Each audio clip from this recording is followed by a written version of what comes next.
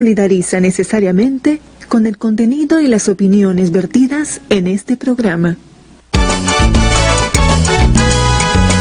De lunes a viernes, de 7 a 9 de la mañana, por RBC 104.7 y rbconline.pe al mundo entero, No hay derecho, con Glatzer Tuesta. Adelante ustedes. No hay derecho, no.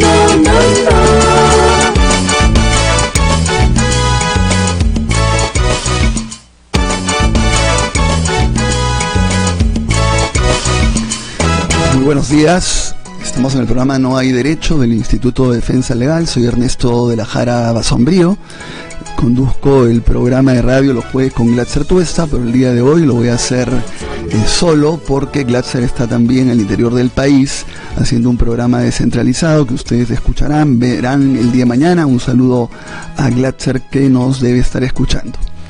Bueno, el día de hoy nuevamente el tema es el tema de la corrupción. Bueno, es el tema de la corrupción por lo menos para Lima y los limeños, porque es cierto que al interior del país también se viven otros temas muy intensamente, como conflictos sociales, lo cual siempre conversamos con amigos que tenemos al interior del país y que vamos a ver ahora en seguro reportes que nos vienen de diferentes partes del país. Pero a ver, por un lado yo creo que es terrible lo que nos está ocurriendo en el tema de la corrupción, porque vemos que salta por todas partes. Parecería que todo el mundo recibió plata de Odebrecht, de OAS y de otras empresas brasileñas. En todo el caso Lavallato, estamos hablando de todos los representantes de partidos políticos, todos los partidos políticos, sea a través de la financiación de campañas, a través de coimas directos, a través de pago de estudios, de consultorías. Pero lo cierto es que todos los, en una u otra medida o más avanzadas investigaciones o no, pero todos los sectores políticos del país tienen que aclarar sobre este tema. Entonces, como digo, es terrible porque es como una especie de casa del jabonero, ¿no? Quien no cae resbala. O sea, todo está corrompido, por todas partes hay corrupción. Eso es terrible, ¿no? Además nos damos cuenta que se le ha sacado millones de dólares al Estado, porque lo que estamos hablando, ¿no es cierto?, son obras sobrevaloradas, ¿no? Porque una gente agarra y dice, pero ¿qué nos importa si las coimas las estaba pagando las empresas brasileñas? No es cierto, las estaba pagando el Estado peruano, con la plata de nosotros, por el lado que sobrevaloraban las obras de construcción enormes, ganaban estos concursos, licitaciones de manera irregular, y después con esta sobrevaloración de las obras se pagaba las coimas. Entonces hemos perdido millones y millones de dólares que podrían utilizar, como siempre se dice, para otras cuestiones como educación, salud, en fin, seguridad. Pero lo bueno y lo positivo acá es que nos está permitiendo limpiar la casa a fondo. Yo no soy de los que dicen, cuidado, que esto va a producir una crisis política, una crisis económica. Bueno, que la produzca, pero eso nos va a permitir saber quién es quién en el ámbito político y quién es quién en el ámbito económico. Me acuerdo como cuando en derechos humanos se decía, mucha justicia lleva a la injusticia. Ya juzgamos varios casos de derechos humanos, ya no más, porque eso va a generar problemas, ¿no?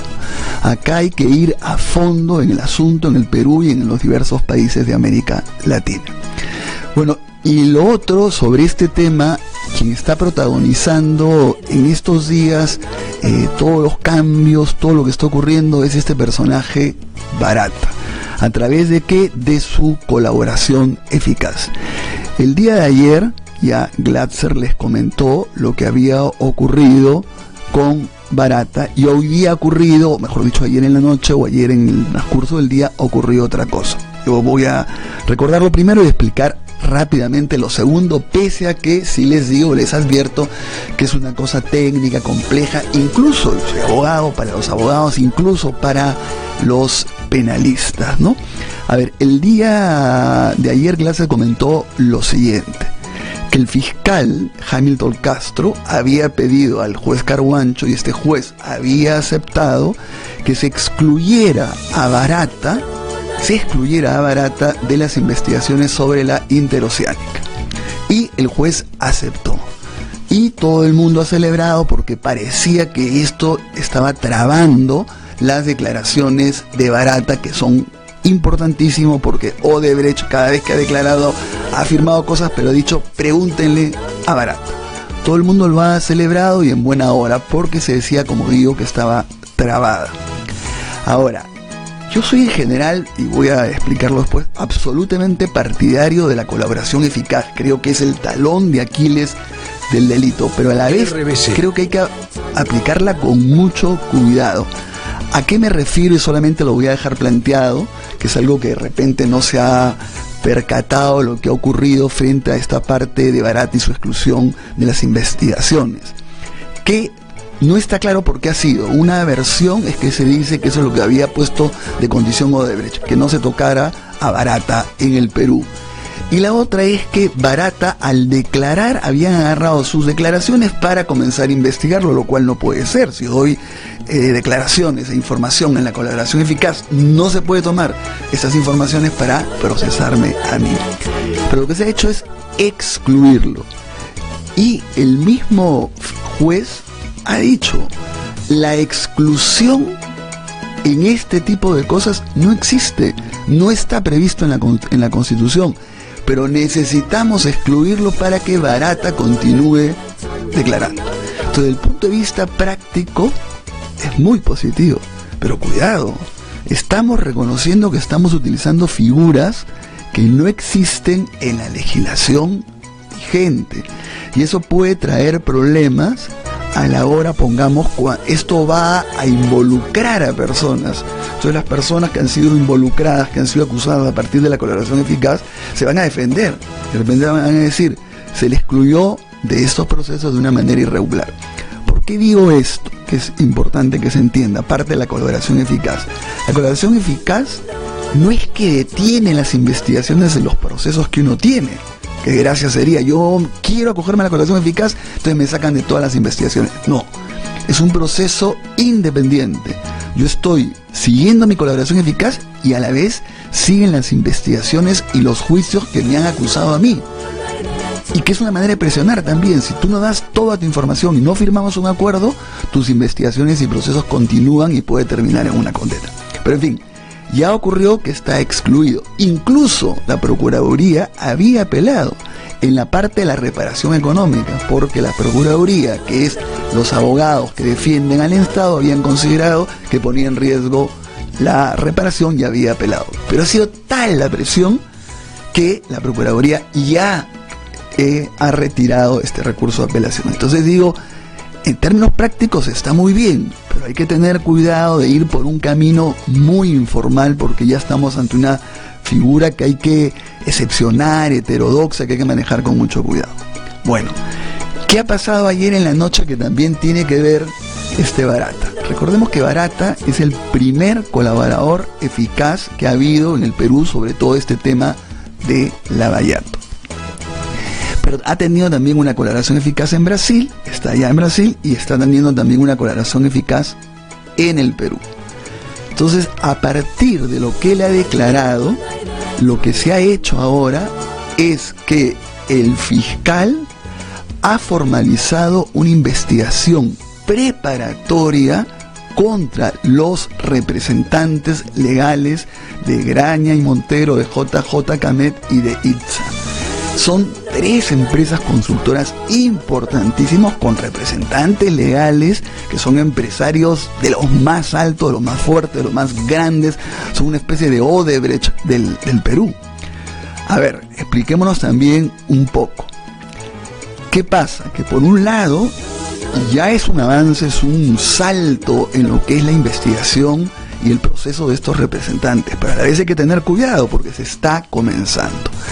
¿Qué significa la investigación preparatoria? O sea, el proceso penal en el Perú tiene claramente 3 etapas. La investigación preparatoria, la etapa intermedia y la etapa de juzgamiento. Entonces está en la primera etapa, es decir, se ha formalizado una investigación preparatoria. Pero no es cualquier cosa. ¿Por qué? porque en las investigaciones preliminares, las anteriores, el fiscal podría haber dicho, miren, acá no hay delito, acá no están involucrados los representantes de estas empresas. No, ha dicho, hay los elementos y por lo tanto voy a formalizar una investigación preparatoria. Es decir, ya estamos en esa primera etapa. Y esa primera etapa, después de un plazo que creo que es 120 días, por ahí se puede extender un poco más, se va a terminar el fiscal diciendo, ¿se acusa o no se acusa? Es decir, ahora viene la etapa de investigación preparatoria, ya hay una etapa formal, ya se está en el proceso. Y esta etapa va a terminar diciendo, ¿se acusa o no se acusa? Si se dice se acusa, se pasa a la etapa intermedia. En esa etapa intermedia se va a preparar todo lo que es ya la etapa del juicio. Y si se pasa a la etapa del juicio, ahí viene ya una absolución o una condena. Hay que tomar en cuenta, y además en la etapa de investigación preparatoria, por ejemplo, vienen todo lo que son las medidas cautelares. Entonces vamos a ver qué piden. Piden prisión preventiva, piden no salida del país, piden comparecencia restrictiva. Hay un montón de cosas que tiene que hacer el fiscal para investigar. RBC. Pero esta investigación, esa formalización de una investigación preparatoria, ¿a partir de qué se ha hecho? De las declaraciones del famoso Barata. Pero se ha dicho que estas informaciones han sido ya corroboradas. Está claro que no basta que Barata haya dicho, los representantes legales de estas empresas conocían perfectamente bien lo que estaba pasando y lo que estábamos haciendo todo irregular, pagando coimas. Tiene que acreditarse, tiene que corroborarse. La palabra corroborar quiere decir demostrarse, verificar. Entonces he dicho, involucró a los representantes legales y ahora el Ministerio Público, la Fiscalía, lo ha corroborado. ¿De qué manera? Ha hecho pericias contables, ha revisado documentos, todo, y por eso, una vez que ha sido demostrado el testimonio de Barata, ha pasado a formalizar la investigación preparatoria, como he explicado. Pero acá también quiero explicitar algo que a veces, como es normal, los que no son abogados, pero como digo, también es complicado para los abogados. Yo soy abogado, pero no soy penalista, pero aún para los penalistas son cosas bastante especializadas y novedosas. ¿Qué cosa quiero decir? A ver, este gobierno modificó todas las leyes de colaboración eficaz con los famosos decretos legislativos en uso de facultades extraordinarias. Entonces cambió todo el marco en diciembre del año pasado y recién en marzo de este año ha dado un nuevo reglamento. Entonces parte de las innovaciones es que se puede utilizar las declaraciones de los colaboradores que sean corroboradas antes que haya un acuerdo o una resolución que lo autoriza. Entonces, esto es lo que se ha hecho, porque antes, ¿qué ocurría? Que el colaborador eficaz reconocía sus delitos, comenzaba a hacer la investigación y la corroboración como parte de un proceso de colaboración eficaz, y si el fiscal decidía que la información era importante y había sido demostrada, firmaba un acuerdo. Y ese acuerdo tenía que ser autorizado, aprobado por un ente judicial, por el juez. Y a partir de ahí se podía utilizar la información. Y a partir de ahí el colaborador eficaz tenía los beneficios. Luego de estas modificaciones que yo me he referido en diciembre del año pasado y en marzo, esto ha cambiado. Se dice textualmente que las informaciones que va dando el colaborador eficaz, si son corroboradas, pueden ser utilizadas para una serie de cosas, para acusar a personas, para detener con prisión preventiva, para comenzar a escuchas telefónicas, todo lo que se llama restricción de derechos. Entonces acá también estamos nuevamente en una cuestión muy buena desde el punto de vista práctico, pero reitero, hay que tener mucho cuidado de cómo se aplica la colaboración eficaz. Tiene que ser muy rigurosa, muy apegada a las leyes, al reglamento, porque ¿qué ocurre? Recordemos que la colaboración eficaz es una medida excepcional. ¿Por qué les digo? porque estamos hablando de crimen organizado. Pero la otra vez me preguntaba una persona, ¿por qué se habla de crimen si no hay de por medio asesinato? Efectivamente, cuando se habla de crimen organizado no se está hablando necesariamente de que ha habido un homicidio, un crimen, un asesinato, como digo, ¿no? Eso no es así. Puede haberlo habido, ¿no? En Brasil, acuérdense, no se sabe bien si el fiscal tuvo el accidente de avión o se le mató. Puede haber. Pero acá no. Acá se está hablando de organizaciones criminales.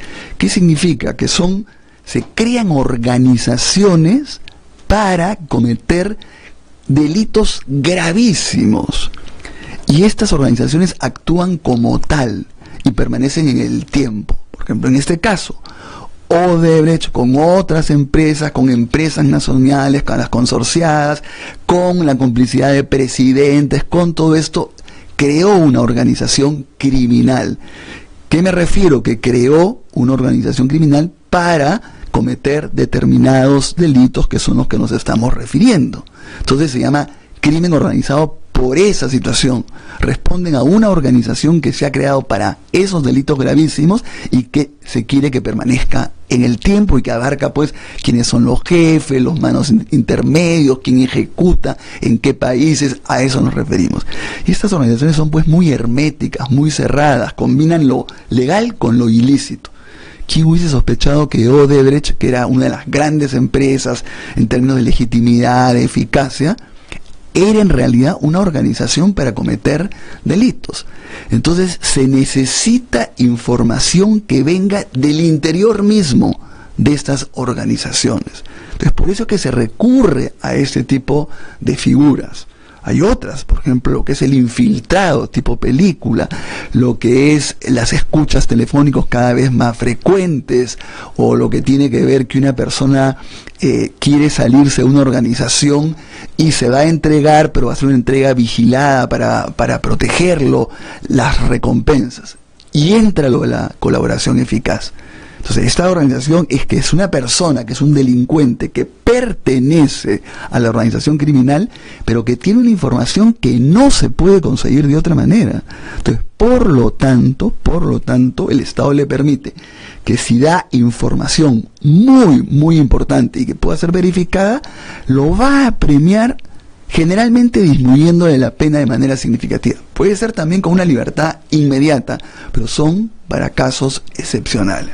Entonces, por tanto, tiene que ser manejada con mucho, mucho cuidado, porque uno tiene que cuidarse, por un lado, que no genere impunidad, pues no se trata que los grandes corruptos salgan, ¿no es cierto?, sin ninguna sanción.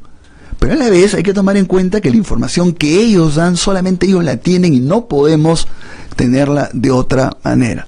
Hay que cuidarnos también que no involucre a inocentes, hay que cuidarnos también que no le dé una sanción mayor a quien no la merece, hay que cuidarnos que no se genere casos de corrupción. Entonces ahora se está empujando a que todo el mundo se acoja a la colaboración, lo cual me parece bien, de eso se trata, pero a la vez no hay que violar la legislación, las garantías, porque después no va a pasar como siempre factura. Los afectados van a decir, ojo, acá no se aplicó bien la ley, o los mismos colaboradores se van a desdecir diciendo que se actuó mal. Entonces creo que el Ministerio Público está haciendo esfuerzos, pero debería darse algunas directivas para que el Ministerio Público, el Poder Judicial, aclarara mejor este asunto. Ahora, ayer hemos tenido, yo creo que una cosa sumamente positiva, que debió comenzar antes, pero ya comenzó y hay que seguirla adelante, que salió a luz el equipo especial del Ministerio Público en este caso de Lavallato. ¿No? Salieron 4 fiscales, presidido por Hamilton Castro, y explicó por qué estamos habiendo formalizado una investigación preparatoria en el caso de los representantes legales de esta empresa. Y explicaron.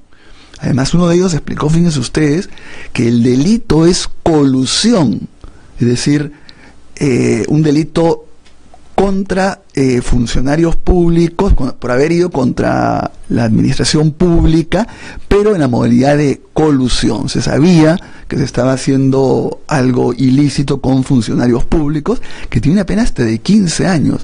Y lo otro es lavado de activos.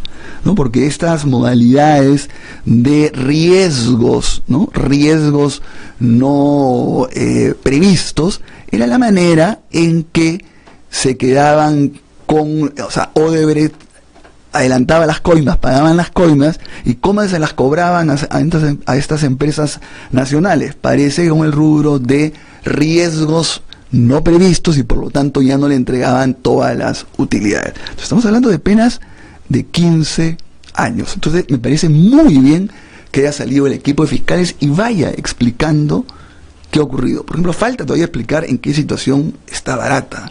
Eso es muy importante.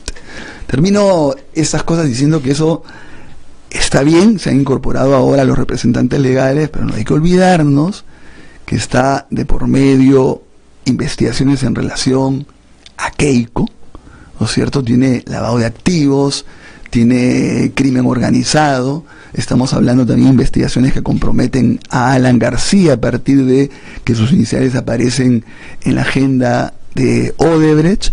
Estamos hablando, bueno, ya Toledo está prófugo, hay prisión preventiva para él, Humala y Nadine están en prisión preventiva, cosa que ya hemos manifestado varias veces. Creo que hay que juzgarlos y lo más probable es que se les condene, pero es injusto que sigan en prisión preventiva, como sería injusto que les den prisión preventiva a todos los que han sido, los que se ha comenzado a investigar, porque esta debe ser una medida excepcional solamente para asegurar el proceso.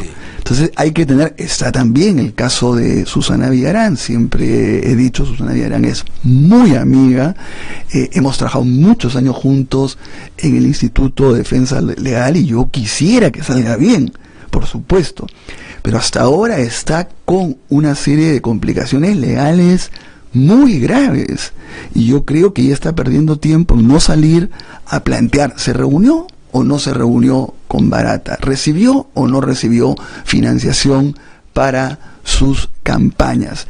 Si no se reunió con Barata, ¿por qué Barata lo dice? ¿Por qué hay registros de llamadas telefónicas? ¿Qué pasó con los $4 millones?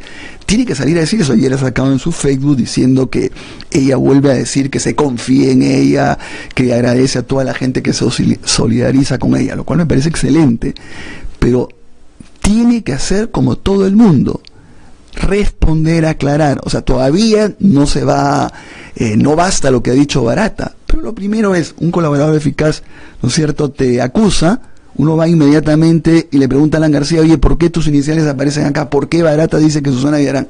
Entonces yo creo que todos tienen que aclarar. El presidente de la República, que no se descuide, todavía está el testimonio que dice que él recibió un pago por unas consultorías.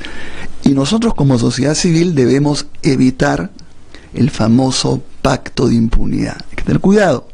Como todos de alguna manera están investigados, vuelvo a decir, por diferentes causas, en diferentes etapas, pues no es lo mismo para nada lo de Toledo, años luz de lo de Susana, pero todos tienen que aclarar que no haya un pacto de impunidad.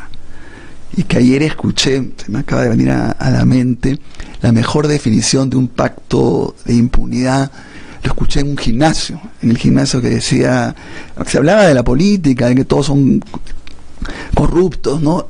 Y uno escéptico le dijo, no, esto no va a terminar en nada, porque ¿qué va a decir uno? Uno le va a decir al otro, tú no te metas en mi roche y yo no me meto en tu roche.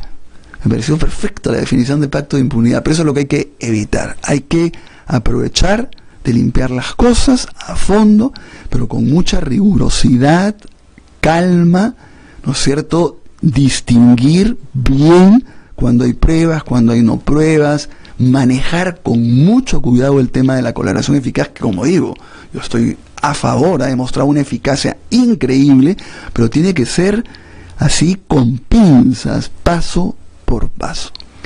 Bueno, habiendo hecho esta intervención creo que tan larga, vamos a hacer una primera pausa y volvemos.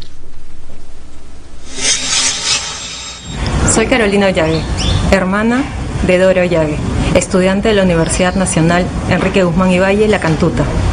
Ella fue detenida, desaparecida, torturada y ejecutada extrajudicialmente la madrugada del 18 de julio de 1992 por el Destacamento Colina, el grupo armado dirigido por el expresidente Alberto Fujimori, quien hoy está preso por los crímenes cometidos.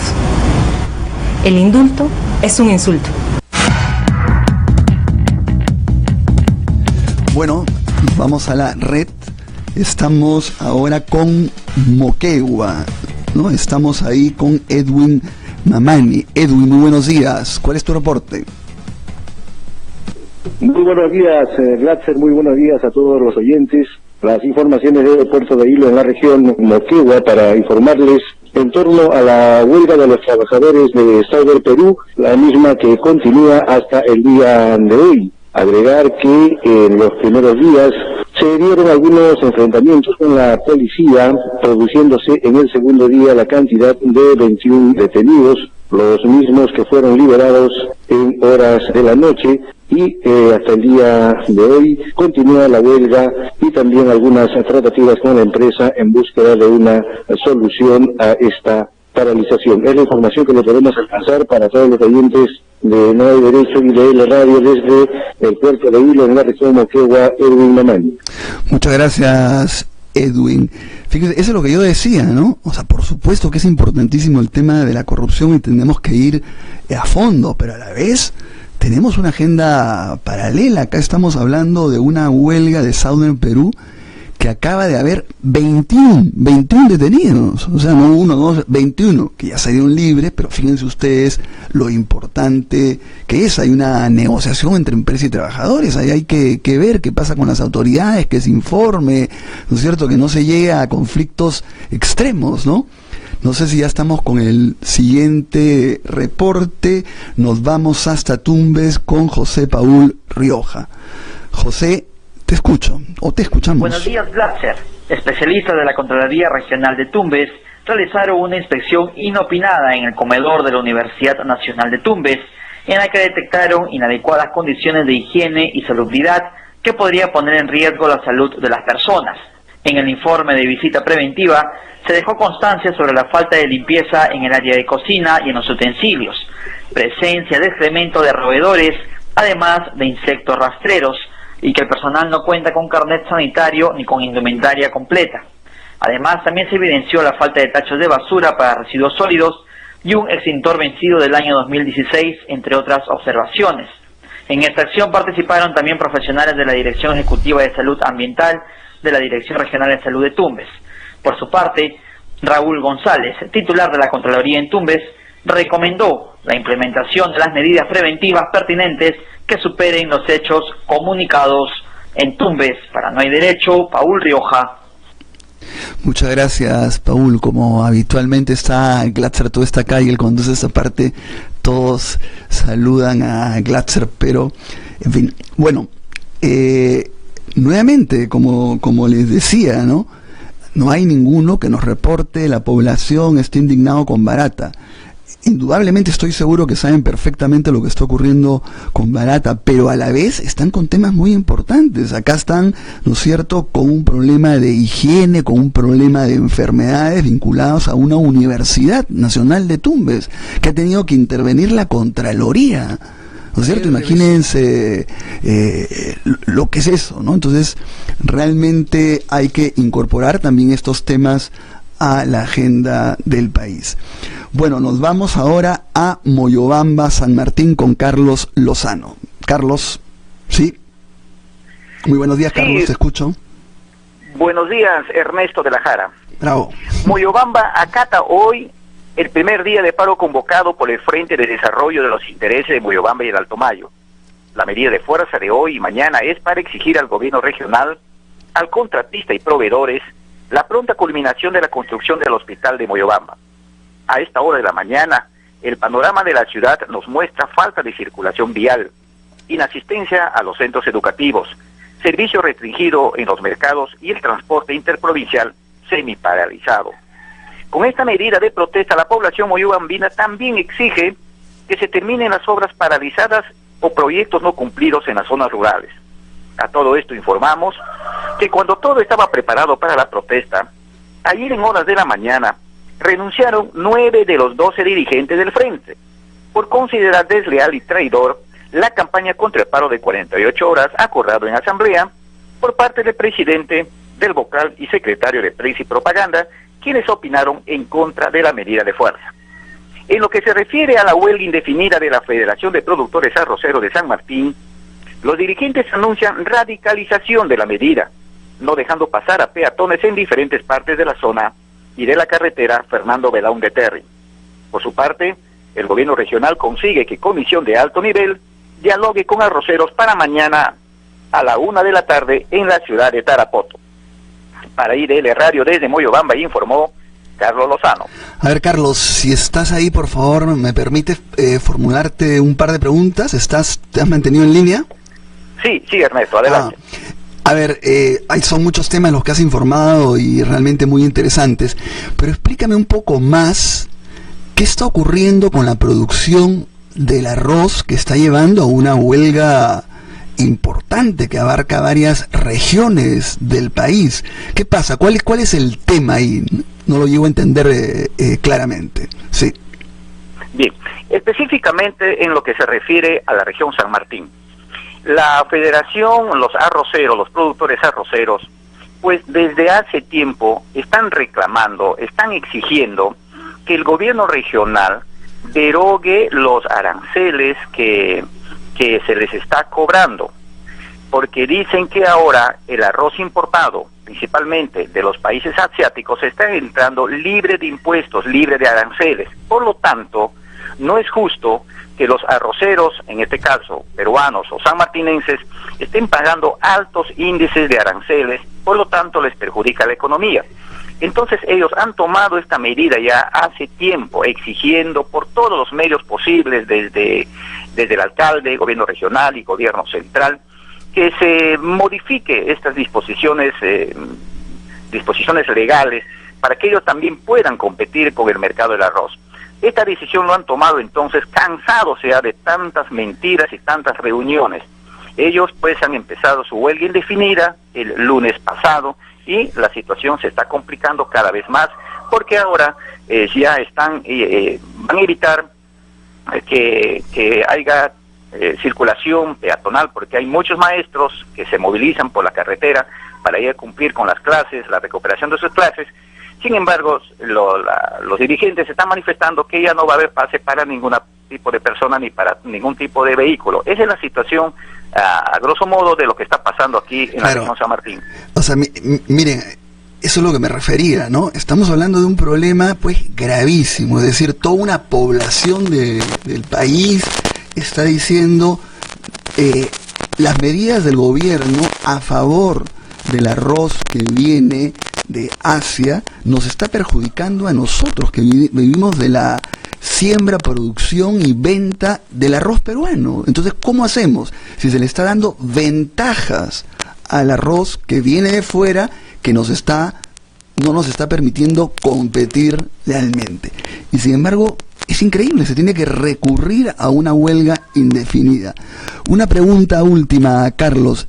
¿Y qué autoridad está negociando, viendo este problema? ¿Qué se está hablando con el ministro de Agricultura, la ministra de Economía, el gobierno regional? ¿Cuál es la vía que se está utilizando? Bueno, en lo que se refiere al diálogo, a las coordinaciones por parte de los arroceros, lo estaban haciendo en primer lugar con el gobierno regional de San Martín, pero no es su competencia. La competencia directamente le corresponde al gobierno central, porque a través de economía y todo eso, pues han hecho del Tratado de Libre Comercio, están permitiendo pues que este arroz ingrese. Ahora, se ha coordinado ya el día de ayer en la ciudad de Lima, para que una comisión esté mañana presente aquí en la ciudad de Tarapoto para dialogar con los arroceros y aún más la misma ministra de Economía y Finanzas está mandando un funcionario para que tome las decisiones, en todo caso con todas las decisiones, y se resuelva mañana todo este problema, esta problemática de lo que es el favorecimiento en todo caso a los productores arroceros, claro, no solamente Carlos. en San Martín, sino a nivel nacional.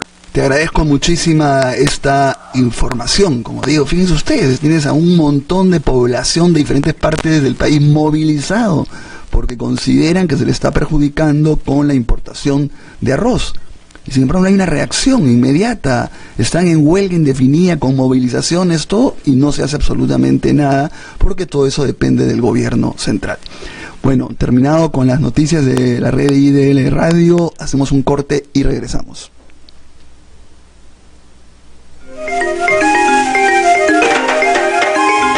En los últimos 10 años han matado a 137 defensores de derechos humanos y otros 835 están siendo procesados.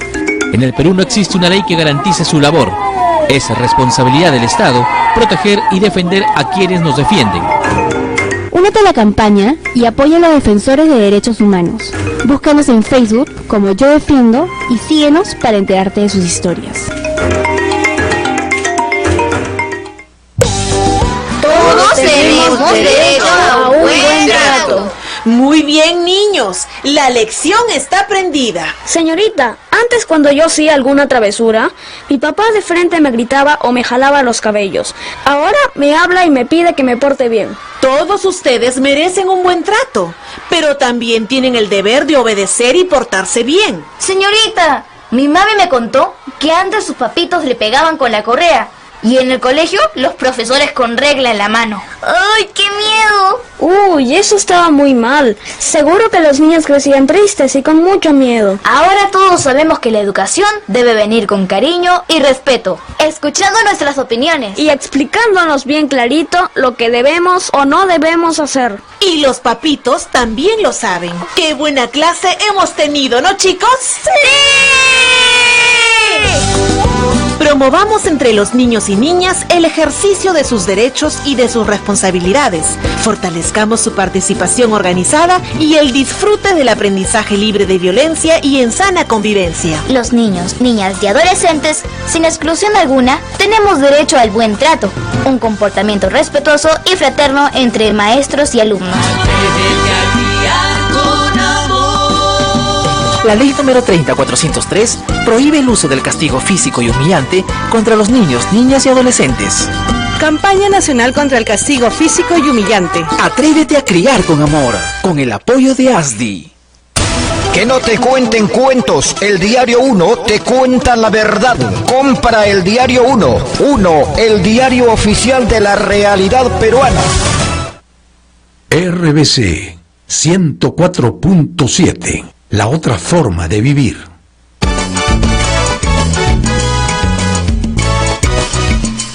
Bueno, comenzamos con nuestra primera entrevista y realmente creo que es de lujo. Estamos con Fidel Tubino.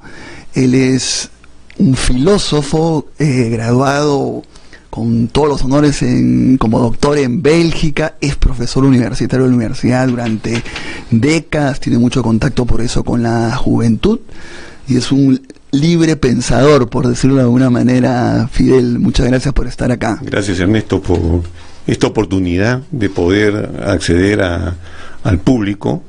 Yo soy un oyente bastante asiduo de IDL Radio y por eso me encuentro aquí. Muchas gracias, Fidel Gatzer, que nos está escuchando. Además debe estar muy contento que personas como tú nos sigan. Pero a ver, Fidel, tú eres filósofo y a la vez eres una persona muy metida en lo que va sucediendo en el Perú, en el análisis. ¿Cuál es tu balance? Por ejemplo, a ver, estamos viendo lo que está ocurriendo en el Congreso por el lado de hay la posibilidad de tumbarse al Tribunal Constitucional, porque si se tumban a 4, evidentemente ya gana la mayoría, y además quienes deben elegir al Tribunal Constitucional son los propios que se sacarían a los 4. A la vez también se están tratando de tumbar al fiscal de la Nación. No te pido un punto de vista jurídico, pero señal de qué es en el Perú esto. RBC. Mira, primero yo te voy a opinar. Efectivamente yo no soy abogado, así que no puedo entrar en los tecnicismos propios del derecho, ¿no? Pero yo creo que lo que está en juego son varias cosas en relación, por ejemplo, al Tribunal Constitucional. yo me he preguntado si lo que sucedió en el Frontón, desde un punto de vista ético, no es un crimen de lesa humanidad, es decir, un crimen que agravia, que ofende a la humanidad. Entonces, desde un punto de vista ético, ¿qué cosa es un crimen de lesa humanidad? La ejecución extrajudicial de personas es un crimen de lesa humanidad desde un punto de vista ético. Ya los abogados podrán discutir cómo se tipifica, etcétera. Yo pienso que el derecho tendría que estar directamente relacionado con la ética, ¿no? Si no, no creo que tendría sentido, pero en fin, esa es una discusión que está abierta por ese lado. Es como, por ejemplo, lo mismo que los crímenes de lesa humanidad de Lucanamarca perpetrados por Sendero Luminoso, la ejecución extrajudicial de civiles en ese caso, es lo mismo, exactamente. Entonces, lo que está en juego en este momento creo yo que es algo bastante importante, ¿no? Por un lado, desde el punto de vista ético. Desde un punto de vista político, yo diría que es muy grave que el Congreso de la República, usando de una mayoría absoluta, empiece a generar un desequilibrio entre los diversos poderes del Estado. El Ministerio Público es y debe ser autónomo. El Tribunal Constitucional es y debe ser sobre todo autónomo. El Congreso de la República tiene que legislar básicamente para contribuir a resolver los grandes problemas nacionales. En el Perú tenemos graves problemas de desigualdades persistentes, problemas de seguridad pública, problemas gravísimos que estamos esperando todos los peruanos de este Congreso que se comprometa con esos problemas y no que esté jugando, ¿no? De una manera, desde mi punto de vista, irresponsable, a generar un desequilibrio de poderes que a nadie favorece. Esa es mi opinión. A ver, vamos por partes, porque creo que has tocado varios temas. Fidel Tubino también trata todo el tema de la ética pública, tiene cosas escritas muy interesantes. Busquen en Google, van a encontrar artículos, conferencias, charlas de él sobre diferentes temas. Uno es la ética pública. Pero, a ver, la bancada fujimorista Garri dice, una de las razones de fondo contra el Tribunal Constitucional, aparte de la cuestión jurídica, es los marinos o los militares que fueron a los penales fueron porque había habido un motín de Sendero Luminoso, entonces ellos eran los que nos agredían al Estado. Entonces, ¿qué vamos a hacer? Tuvo que tomarse acciones armadas de ese tipo y si se mataron a la gente, ellos tienen la responsabilidad, son terroristas y por lo tanto el Estado tiene que defenderse. Ese razonamiento no te convence a ti. En absoluto, porque lo que sucedió en junio de 1986, ¿no?, en los penales, durante el gobierno del presidente Alan García, ¿no?, fue lo siguiente. Es decir, primero, el Estado, todos sabemos, tiene el monopolio del uso legítimo de la violencia, pero tiene el monopolio del uso legítimo de la violencia para hacer un uso de la violencia determinado, no un uso indiscriminado, ¿no? Lo que está en juego acá no es lo que sucedió en el enfrentamiento, ¿no? Ahí han habido muertos y heridos por ambos bandos. Lo que se está juzgando acá son las ejecuciones extrajudiciales que vinieron después. A eso me estoy refiriendo. Y eso es desde un punto de vista ético, y espero que también desde un punto de vista jurídico, absolutamente condenable. Eso es un crimen que no debería prescribir desde mi punto de vista. A ver, Fidel, voy a decir algo que me dicen el equipo de radio, que siempre estamos conversando con Fidel Tubino, filósofo de la Católica, experto en una serie de temas. Pero tú, a ver, has hablado de, por un lado, lo del Ministerio Público, por otro lado, el Tribunal Constitucional. ¿cuál es el propósito? ¿Qué se quiere? ¿Qué quiere la mayoría fujimorista en el Congreso frente al gobierno? ¿Cuál puede ser el desenlace? ¿Cómo ves tú este asunto? ¿Cuál es el objetivo finalmente? Bueno, yo personalmente, yo puedo elucubrar sobre el objetivo, como muchos peruanos, claro, que nos interesamos por lo que pasa en nuestro país y que leemos los diarios, escuchamos la prensa, etcétera, etcétera. ¿Qué puede estar buscando el fujimorismo generando este desequilibrio de poderes?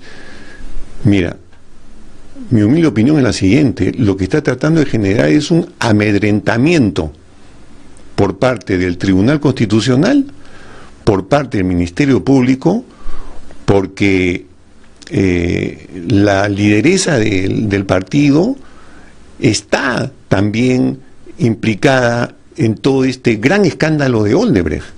Eso lo hemos visto hace poco por las últimas informaciones que han llegado.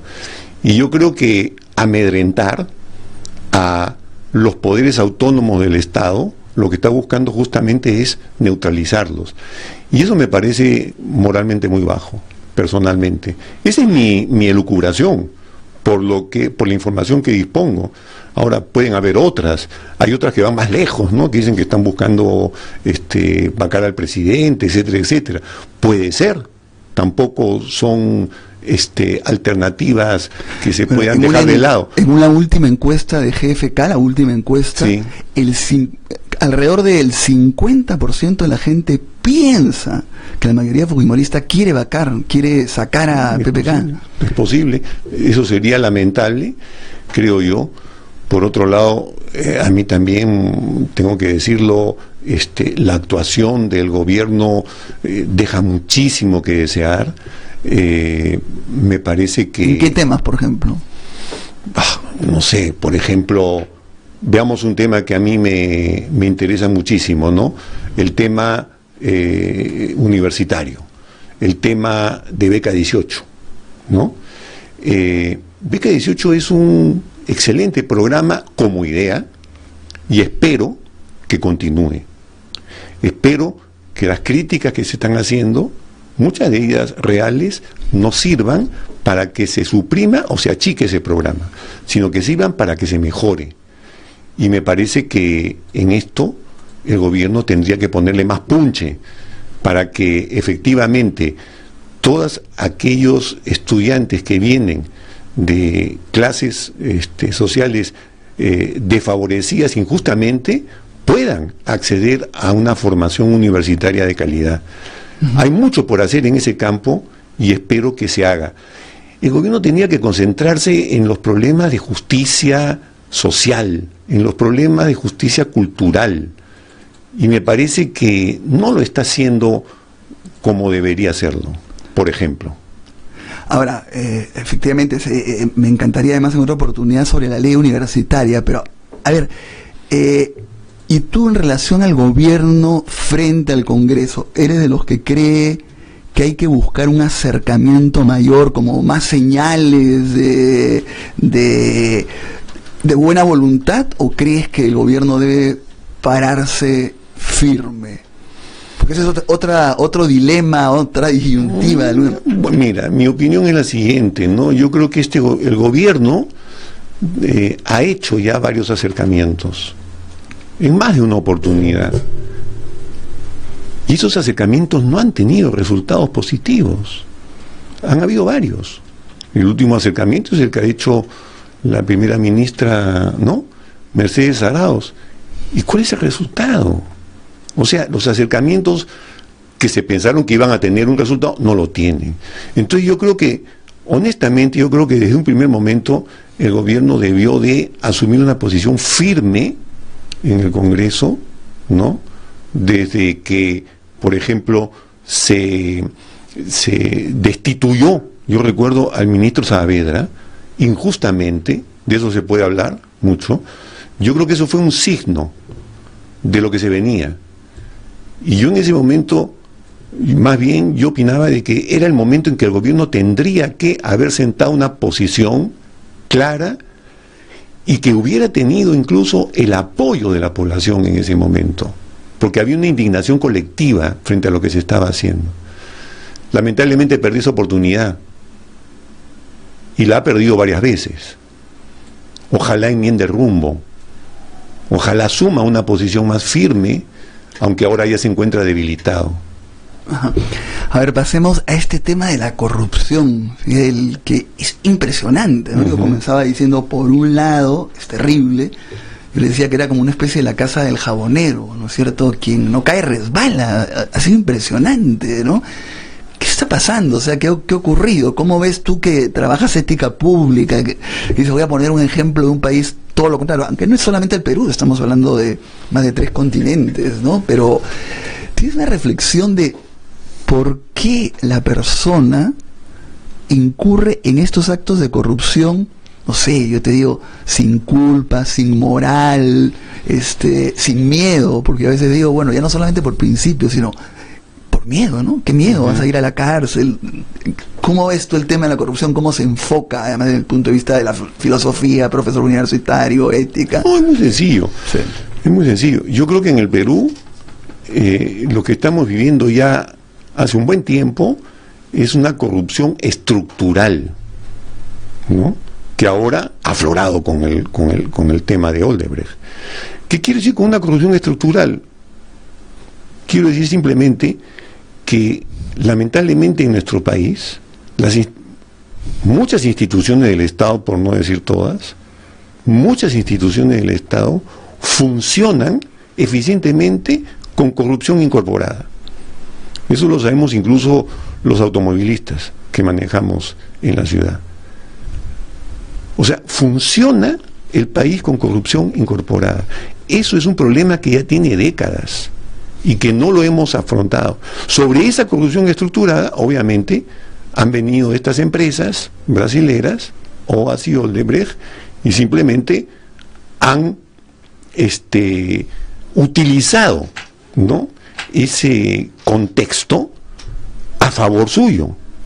Pero ya existía eso, ¿no? Yo creo que es un momento, desde mi punto de vista, positivo. ¿Por qué? Porque está aflorando toda esa cosa sucia que ha existido en nuestra administración pública y que ahora se está haciendo evidente, ¿no?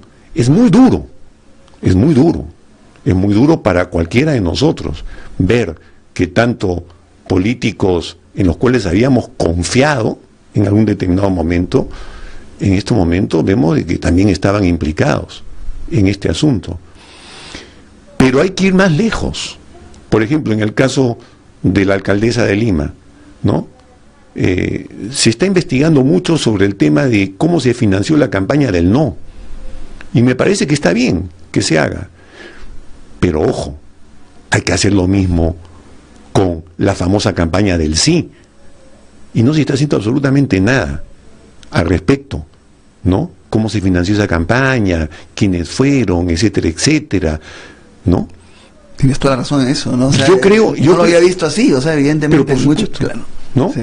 Entonces, hay que tener antenas para ver los usos políticos, digamos, indebidos que se están haciendo del destape de esa corrupción estructural a través de lo que está pasando. Porque la información se está manipulando también. No digo que sea falsa, pero digo que se manipula y hay que tener cuidado, porque manipular a la opinión pública es muy fácil.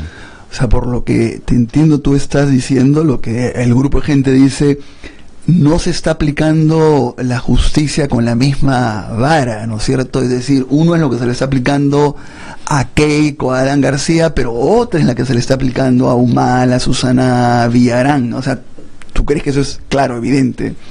Mira, las últimas informaciones que se tuvieron y que normalmente vienen de Brasil, ¿no?, por el sistema de delación premiada, ¿no?, implicaban directamente a Keiko Fujimori.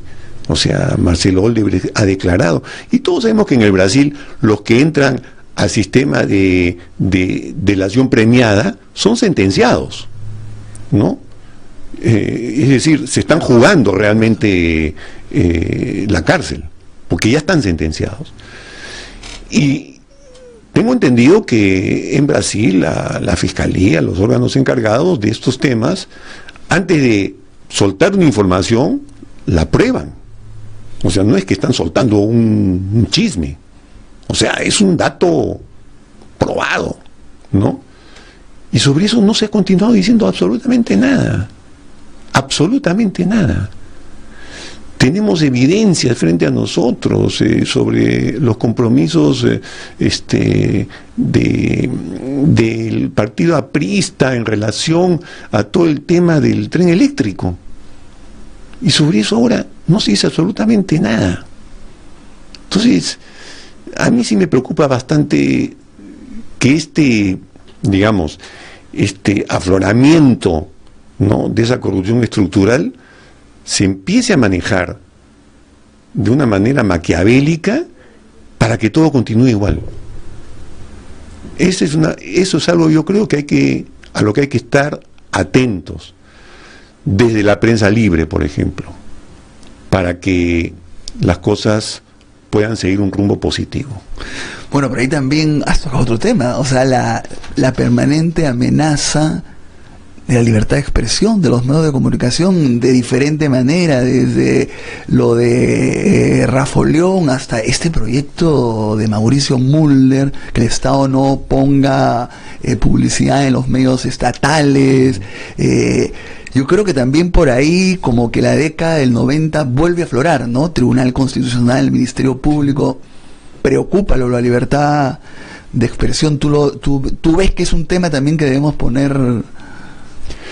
Por supuesto, yo creo que en este momento el único espacio que puede,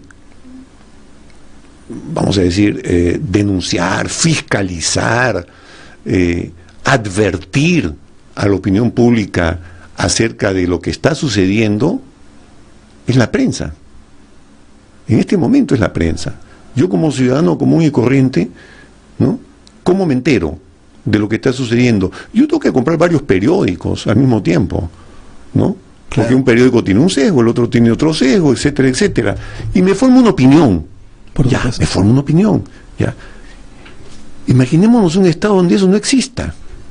Un estado digitado, donde la opinión esté digitada. Eso es terrible. Y por supuesto que esa amenaza existe, ¿no? Y yo creo que en ese sentido la presión internacional puede jugar un rol importante para evitar que la libertad de prensa empiece a ser socavada en el Perú, como lo fue en la época del gobierno del presidente Fujimori, ¿no? A ver, una sola pregunta por ese ámbito que yo sé que debe ser muy delicado, pero que me llamaba la atención, ¿no? Porque ante la nueva sanción, suspensión de Kenji, él agarra y saca la frase, quieren disolver a Kenji.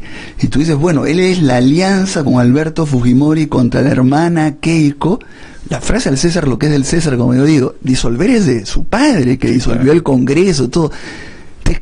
¿Qué pretende? Es como recordar la década de los 90. Entonces mi pregunta es, digamos, ¿en algún momento tú le has preguntado a tu hermano qué quiere Keiko y Kenji de esa división? ¿Hay una división? ¿Hacia dónde va? Solamente es la única pregunta que te voy a hacer sobre el congresista fujimorista. ¿Sí? No hemos conversado al respecto. Nosotros tenemos una relación de fraternidad, ¿no? Y los temas políticos los hemos dejado a un lado porque hay una divergencia política entre nosotros, ¿no? Uno. Y dos, yo diría que esto de las peleas de Kenji con su hermana, por favor, no estamos nosotros pues en una dinastía oriental, ¿no? Yo creo que habría que estos temas minimizarlos y concentrarnos en temas más importantes, ¿no? Por ejemplo, A raíz de la huelga del SUTEP, ¿no? Cuando la famosa huelga del SUTEP llega a Lima, Lima recién reacciona. Claro. ¿Qué está pasando en el Perú? En el Perú están pasando cosas muy, muy difíciles, ¿no? Muy difíciles. Yo sí creo que hay un acrecentamiento de una especie de resentimiento muy fuerte, porque el Estado está completamente ajeno a dar respuestas profundas, reales, a los grandes problemas de desigualdad, de injusticia, que son el caldo de cultivo que fueron el caldo de cultivo de la violencia.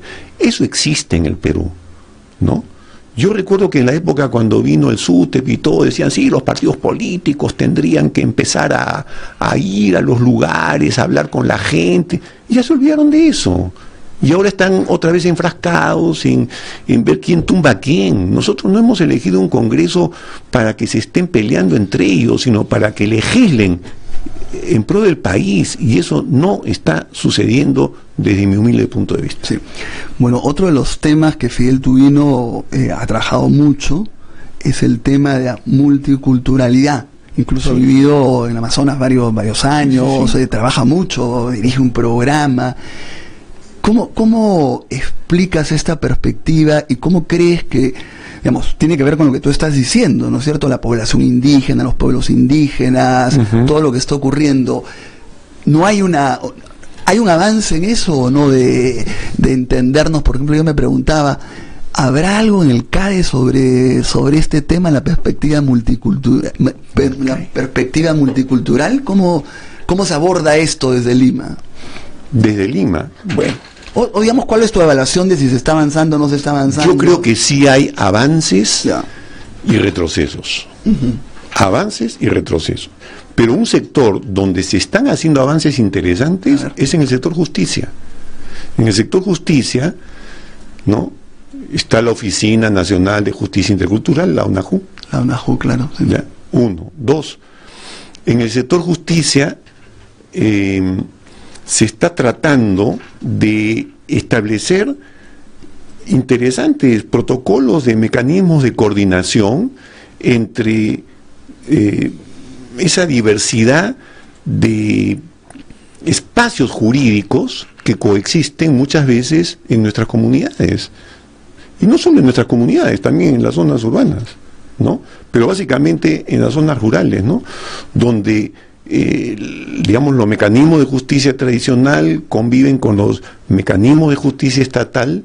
Y sí me parece interesante que ahora la tendencia que hay en el Poder Judicial, ¿no?, y algo se está haciendo también en el Ministerio Público al respecto, es ya no la de decir, cuando hay colisión entre estos dos derechos, se impone el derecho estatal. No, lo que ahora se dice es, cuando hay colisión entre el derecho local y el derecho estatal, hay que coordinar. Y en esa línea se está avanzando bastante. Yo en ese sentido creo que en el sector de educación, que es donde empezó, digamos, el movimiento de educación intercultural, a partir de la educación bilingüe de pueblos indígenas, se ha avanzado lo que se pudo avanzar, pero no se sigue avanzando. A mí me preocupa mucho que todos estos temas de interculturalidad, etcétera, etcétera, estén prácticamente, con algunas raras excepciones, recluidos solamente para la educación rural de pueblos indígenas. Yo creo que los intentos que se han hecho para que la educación intercultural ingrese a la educación básica regular han ofrecido resistencias bastante fuertes, y creo que es momento ya de que eso suceda, porque los encuentros y desencuentros interculturales no son problemas que se dan en los espacios rurales. Actualmente, con los grandes flujos migratorios, hay que entrar a ese tema en los espacios urbanos y en los espacios urbanos marginales. Bueno, a mí me parece bien interesante, ¿no? Nos está trayendo una experiencia, Fidel, de que funciona, que se está mejorando entre el ONAJUP, esta instancia, el Ministerio del Poder Judicial, ¿no? Poder Judicial. El Poder Judicial, de tratar de compatibilizar lo que es la justicia estatal, ordinaria, con lo que son, por ejemplo, la justicia comunitaria, los jueces de paz, la ronda. Ahora, y a nivel de conflictos socioambientales, ¿cómo entra la perspectiva intercultural? Ahí, ¿qué se juega ahí? Bueno, se juegan cosas muy importantes. Muy importantes. ¿Por qué? Porque en un conflicto socioambiental, ¿no?, donde lo que está en juego es, por ejemplo, un espacio que pertenece a un territorio indígena, ¿no?, a Huajún, a Yánica, etcétera, es importante considerar que lo que está en juego para el inversionista, que es algo rentable, no es lo mismo que lo que está en juego para el indígena que habita en esa tierra.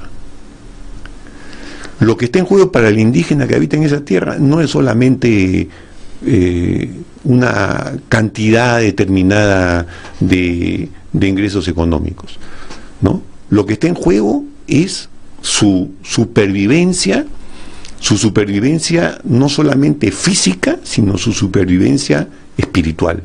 Yo sí creo que eso es cierto. Yo recuerdo mucho, hace muchos años, en que IDL me invitó a una presentación que hizo Santiago Manuín, ¿no? Justo después de los incidentes de Bagua, en que él había sido avaliado y él se presentó por primera vez, ¿no?, en un local de la Universidad Cayetano Heredia. Así es. ¿Ya? Y él empezó diciendo: yo quiero decir por qué los miles de aguarunas que somos estamos dispuestos a dar la vida por nuestro territorio. Y habló de lo que significaba el territorio para ellos. Eso yo creo que es bien importante. Lo que está en juego para un inversionista no es su vida, obviamente. Lo que está en juego es otra cosa. Entonces yo creo que hay que tener en cuenta que en estos conflictos socioambientales hay una conflictividad de mentalidades, un conflicto intercultural que, si no se evidencia, es muy difícil que se pueda llegar a una resolución pacífica de ellos. ¿Y tú crees que, pongamos, hay un avance en el sector empresarial también de percibir esto a la hora de aproximarse a un conflicto? ¿Va mejorando nuestra clase empresarial, los del CADE, por eso te decía que sería tan interesante? Ojalá. Yo no veo signos, pero tampoco me cierro a la posibilidad de que se abran, pero hasta ahora no veo ningún signo al respecto. A ver, ya que hemos tocado ese tema, en otro momento podríamos desarrollarlo más, pero sí me interesa ver, en lo del censo, uno de los cuestionamientos que más ha habido es de si eres indígena o no, el tema de la autoidentificación, sí, que se ha entendido poco. Ya sé que es complicadísimo, es un rollo, pero ¿nos puedes explicar un poquito cómo se define ahora que ser indígena es una población? Ya sé que es toda una polémica, una cosa que se ha trabajado mucho, pero esta cuestión que se ha prestado incluso a bromas, o sea, digamos, oye, ¿tú qué eres? ¿Blanco, cholo, mestizo, indígena, guajún? Entonces, ¿qué es la autoidentificación? Ese es el criterio ahora para definir, ¿no es cierto?, el indígena. A ver, ¿cómo lo explicas de la manera más sencilla a nuestros oyentes esto del censo que ha quedado por ahí, que siguen censando? Te aviso, a mí hace unos días me volvieron a censar, bueno, sí. Lo que pasa que el tema identitario en el Perú pues no es tan sencillo, ¿no? Porque las personas normalmente no son muchos los que se identifican por la raza. Tú le puedes preguntar a una persona de qué raza eres, no sé, mestizo. Ya, bueno, mestizo es una especie de salida, ¿no?, a esta especie de problema en el cual te está poniendo la pregunta, ¿no? Porque, como bien se decía González Prada, el que no tiene inga tiene de mandinga, efectivamente, ¿no? Y yo soy mestizo, porque yo tengo un apellido que es italiano, Tubino, y tengo un segundo apellido que es una mezcla de español con alemán. O sea, si eso no es una mixtura, no sé qué cosa lo es. Entonces, en el Perú, pues, el tema de la autoidentificación es un tema complejo, y yo creo que en la manera como se formuló la pregunta hubo lamentablemente una confusión entre, por ejemplo, pertenencia racial, ¿no? Pertenencia geográfica, porque en el Perú mucha gente se identifica por su procedencia geográfica, ¿no? Y pertenencia étnica. Son dos cosas distintas. Entonces, claro, una persona que le preguntan, ¿tú eres blanco, que es una categoría racial? ¿Eres quechua, que es una categoría etnolingüística? ¿O eres, no sé qué otra pregunta hacían, ¿no? Se han mezclado categorías y eso ha generado confusión. 1, 2. Sin embargo, yo creo que también nosotros estamos acostumbrados a, como se dice, a tapar el sol con un dedo, ¿no? Es decir, a decir, en el Perú no hay un problema digamos, de confrontaciones interculturales, etcétera, etcétera. Aquí todos somos mestizos, aquí todos comemos ají de gallina, etcétera, etcétera. Es cierto, ¿no? Yo también como ají de gallina, pero que en el Perú, ¿no?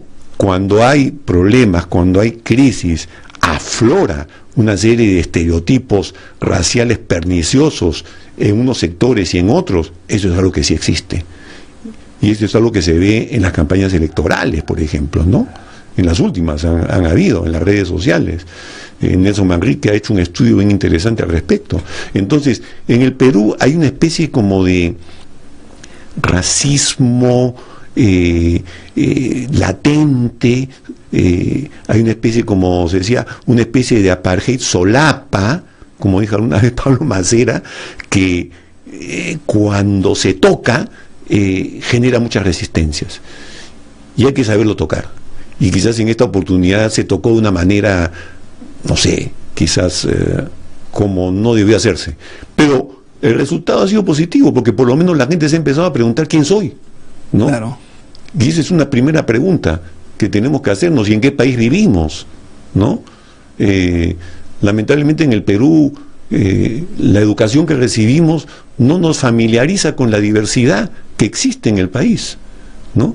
Y eso también contribuye a que cuando a uno le preguntan sobre estos temas, a uno lo asombra, pues, y le parece que es algo que está completamente fuera de lugar. Perfecto.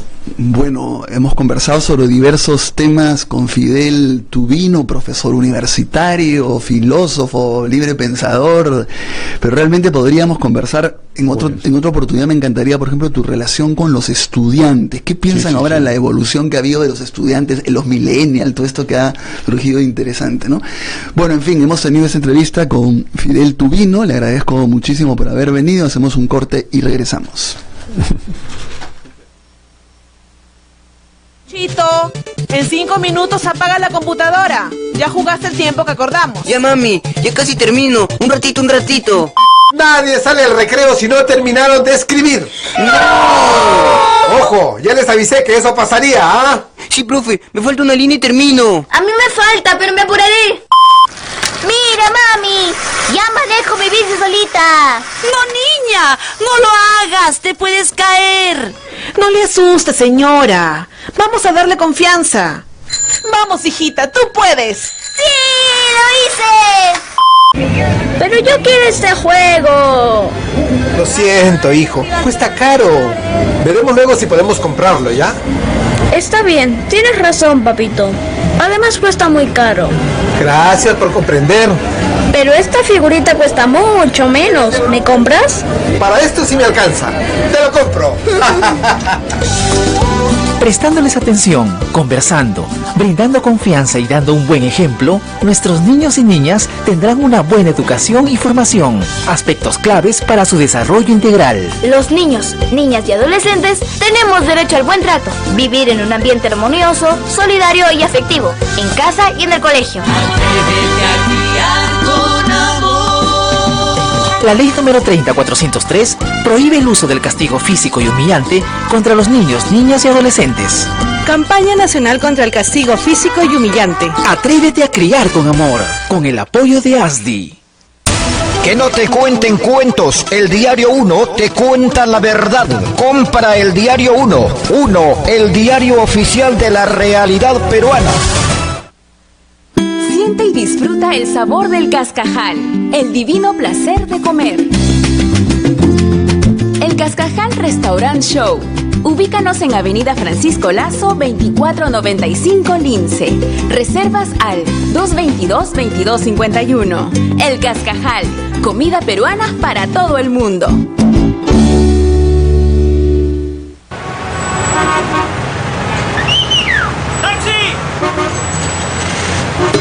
Basta de papeletas injustas. Asesoría jurídica en la hora del taxista espartano. De lunes a viernes a las 5 de la tarde. La hora del taxista espartano. Con Jorge Garibay y Joaquín Rosas.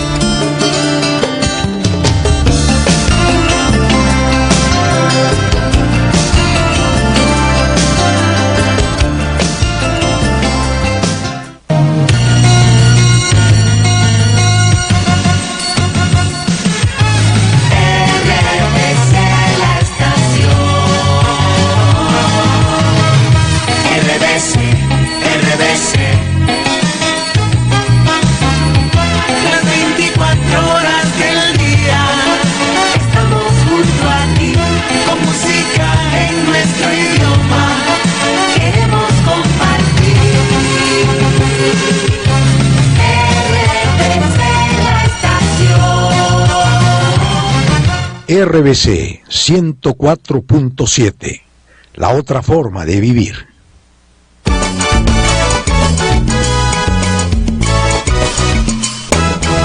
Bueno, a mí me parece realmente interesante la entrevista que hemos tenido con Fidel Tubino. Son personas que deberían, por ejemplo, salir más en los medios, que tienen muchísimo que decir. Él, como he dicho, es profesor de la universidad durante décadas, tiene mucho contacto con la juventud, trabaja estos temas de interculturalidad que son tan importantes, se refieren a, por ejemplo, la huelga de los maestros, y tiene otro enfoque, enriquece el debate, ¿no?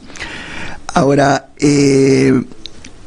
yo quería comentar también, y ojalá que podamos la próxima semana traer a uno de los empresarios que han participado en el CADE, que como ustedes saben, todos los años hay una gran reunión de los empresarios, generalmente se lleva a cabo en Paracas, y ya estamos en el CADE 2017.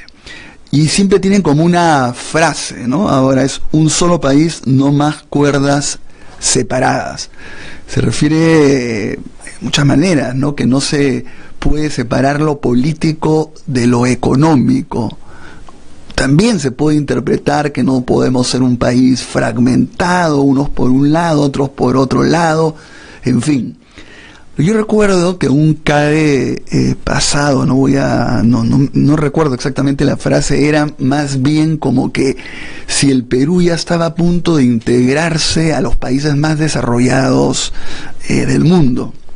Entonces, claro, cuando se le preguntaba a los organizadores, oye, pero fíjate tú que el Perú tiene estos índices de pobreza, desnutrición, de anemia, él decía, pero lo estamos haciendo para una cuestión como de optimismo, de apuntar, de empinar, ¿no es cierto? Pero a la vez hemos visto que de alguna manera era demasiado optimista, ¿no? Y ahora estamos en otro tipo de CADE que me parece que se debería dar otro tipo de debate, esta separación entre lo económico, lo político, entre los diferentes sectores. Ahora, yo creo que sería interesante, pongamos, o sea, es obvio que no se puede generalizar las cosas, es decir, no se puede agarrar y decir, por lo que ha sucedido con Odebrecht, vamos a decir que todos los empresarios han incurrido en actos de corrupción. Como tampoco podemos decir todos los políticos han incurrido en actos de corrupción. No se podría decir, no se puede generalizar. Pero yo sí creo que el empresariado como que le falta una autocrítica, ¿no es cierto? Es decir, en primer lugar, estas redes de corrupción son muy frecuentes. O sea, estamos hablando de empresas poderosas y representativas que han circulado y circulan por todas las partes del país. Ojo, que yo sí creo también, y estoy del lado de los que dicen que hay que diferenciar la empresa de la gente que ha incurrido en actos de corrupción. De repente, pues, Odebrecht, Graña, Montero, todas estas empresas tienen ámbitos no sucios, que hacen bien su trabajo, pero a la vez, digamos, los grandes jefes de estas empresas son los que han incurrido en estos actos de corrupción. Entonces yo sí creo que el sector empresarial debería tocar el tema de la corrupción no como una cuestión generalizada, sino decir corrupción y sector empresarial, ¿no es cierto? Tendría que abarcar también qué pasa con el sector empresarial frente a los otros. Sería interesante huelga magisterial para el sector empresarial. En fin, creo que el próximo jueves vamos a tratar de este tema, o de repente antes con Glatzer. Hacemos un corte y regresamos con nuestra segunda entrevista. Pásame la pelota, Miguel, pásamela. No, mejor a mí, pásamela a mí. ¡Allí va! Uy, pucha, ahora mi mamá me va a castigar. ¡Niños malcriados! ¡Miren lo que han hecho! ¿Qué pasó, muchachos? Mami, de casualidad rompimos la luna de la ventana de la señora Rosa. Ay, aquí hay muchas cosas que se pueden romper. Por eso siempre les decimos que tengan cuidado y no hay que jugar en esta área común con pelotas. Sí, mami. Ay. Te prometemos no jugar fútbol acá. Lo sé. Confío que no lo harán. Qué buena gente que es usted, señora. Mi mamá ya me hubiera pegado. Ganas de pegarles a mí no me faltan. ¿Y mi ventana? ¿Quién lo arreglará? Yo arreglaré su ventana, señora Rosa, y conversaré bien con ellos para que eso no vuelva a suceder. Pero no con violencia, pues pegándoles o gritándoles a los niños no es la forma adecuada de enseñarles. ¿Usted cree? Mejor les hablamos, les decimos bien claro las reglas y les damos confianza. Discúlpenos, señora Rosa. Los niños, niñas y adolescentes, sin exclusión alguna, tenemos derecho al buen trato en nuestra educación y formación para desarrollarnos integralmente. La ley número 30403 prohíbe el uso del castigo físico y humillante contra los niños, niñas y adolescentes. Campaña Nacional contra el Castigo Físico y Humillante. Atrévete a criar con amor, con el apoyo de...